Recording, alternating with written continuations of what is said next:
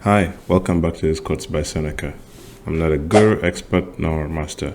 I am a normal guy, just like you. I am trying to get a little better every day. Applying Stoicism for the last 3 years has made me more calm, confident, content, courageous, and friendly. I hope that this can make your life better as well. Alright, let's dig right in. Quote number 1. If you consider any man a friend whom you do not trust as you trust yourself, you are mightily mistaken and you do not sufficiently understand what true friendship means. 2. When friendship is settled, you must trust. Before friendship is formed, you must pass judgment. 3. Ponder for a long time whether you shall admit a given person to your friendship. But when you have decided to admit him, welcome him with all your heart and soul. 4.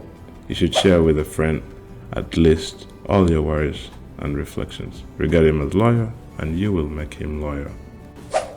5. There is a class of men who communicate to anyone whom they meet matters which should be revealed to friends alone and unload whatever bothers them.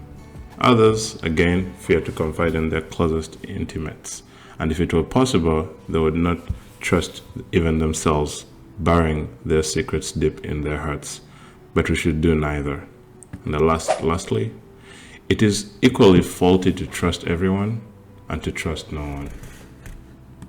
Okay, so going back through the quotes, 1 talks about we should trust friends as much as we trust ourselves, and if we do not trust those friends as much as we trust ourselves, then we do not actually know what friendship means.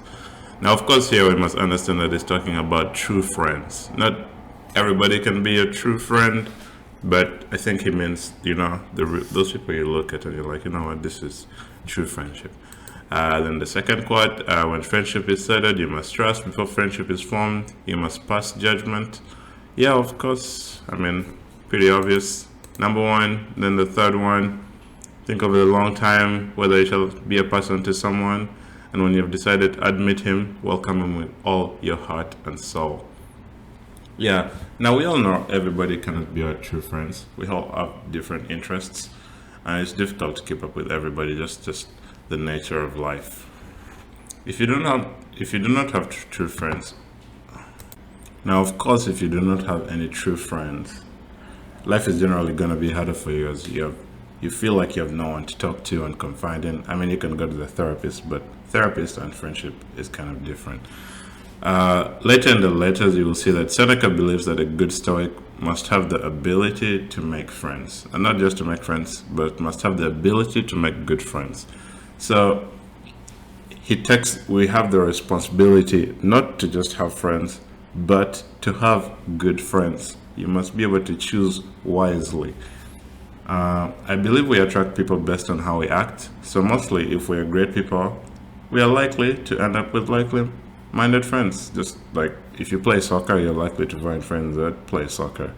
If you like stock trading like me, then you're likely to make friends that do stock trading. Now, of course, not every friend is going to be the same, but this is just the nature of things. So if we're great people, we are likely to attract great people. Seneca further advises that we need to screen people before they become our true friends. This should be, think of any friendship, girlfriends, boyfriends, workmates, anyone, even family members. We have to do grid screening. You must look at the person. Is this a great person? Are they good for me? Am I good for them? And then we must be able to decide if we want to be friends to that person. And now when we're real friends, then we should trust them as much as we trust ourselves, because trusting is a risk, right? But it's a risk with the greatest reward. And then if you're not able to trust, then you're likely not to enjoy the rewards of trust. And later in my videos, you will find out that those who have the most fear are the unhealthy people. So a healthy person ideally would have, the confidence to trust someone and know that, if the trust is broken, then I'll be crushed. But if the trust is not broken, then I'm going to enjoy, right? Those who are fearing to be crushed, I don't know. You just have to feel sorry for yourselves.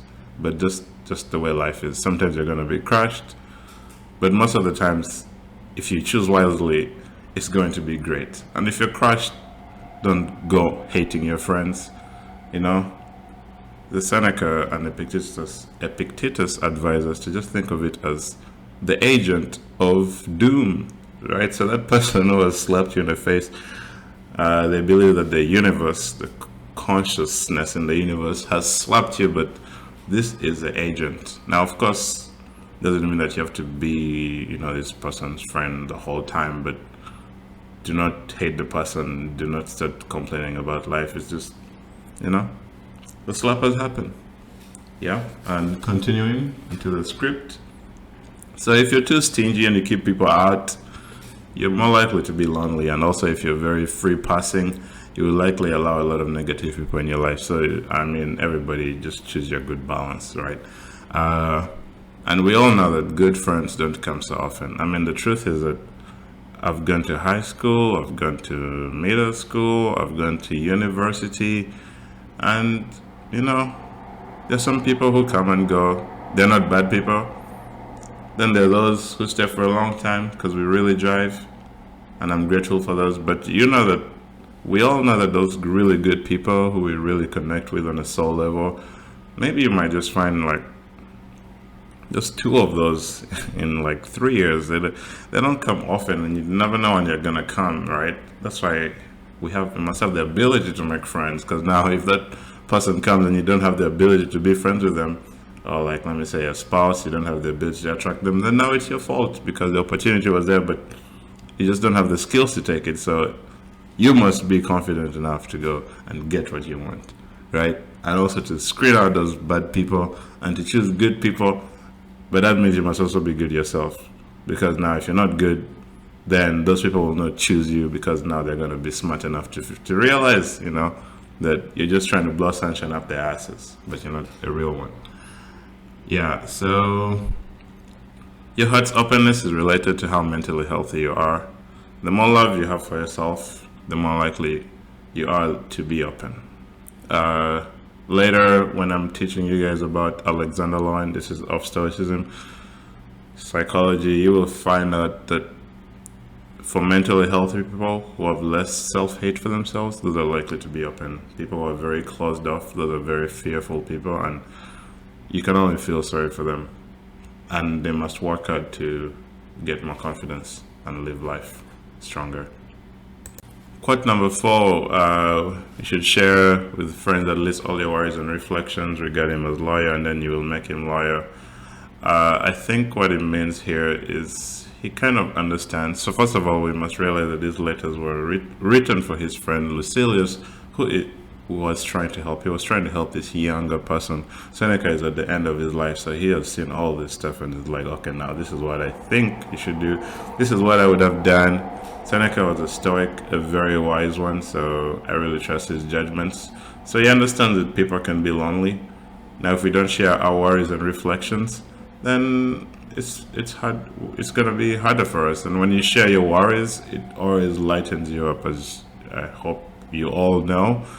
And normally your friends' thoughts, or when you talk to someone, they're like a sounding board, and it really works out well for people. So regard him as lawyer, and you will make him lawyer. So it kind of means you have to take the leap and trust people. Don't just wait for people to come and trust you. You must also first, put your foot in the water and then, see what happens. I say the confidence of life. If we don't do that, then it's gonna be tough for us. Okay, on to quotes 5 and 6. So quote 5 talks about people who share their issues with everybody and don't have a filter. And it also talks about people who don't even talk to anyone. They can't even trust themselves. They would just keep that stuff to themselves and take it to the grave. And then he advises us not to do that. Then he also says in quote 6 that it is equally faulty to trust everyone and to trust no one. So that is very true, and pretty much wanting us not to be very stingy. So he's coming from a philosophical point.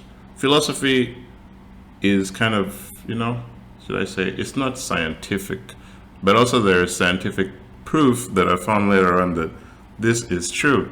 So he advised us to avoid these very stingy and also very loose people. Now, of course, from a psychological perspective, you'll find that very loose and very stingy people are pretty much just two sides of the same coin. Very surprising, but that's what happens. So if we want a good life, look for mentally healthy people.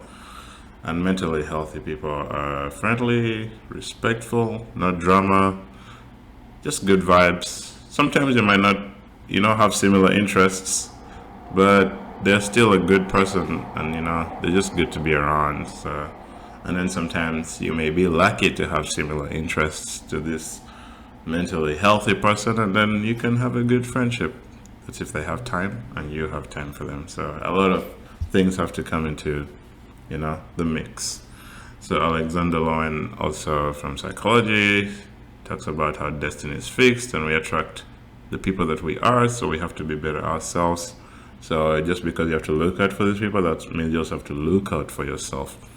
So I love bringing this mix of philosophy and science, psychology together. I feel like it makes me have a greater understanding of the human condition. So I hope you enjoyed these lessons from Seneca and Stoicism. Today I tried to bring my understanding of Stoic philosophy and some of psychology, trying to see how applicable it can be. Now, my interpretations could be wrong. That's just one of my fallacies, should I say, because maybe I don't understand the English. Sometimes it's really old English.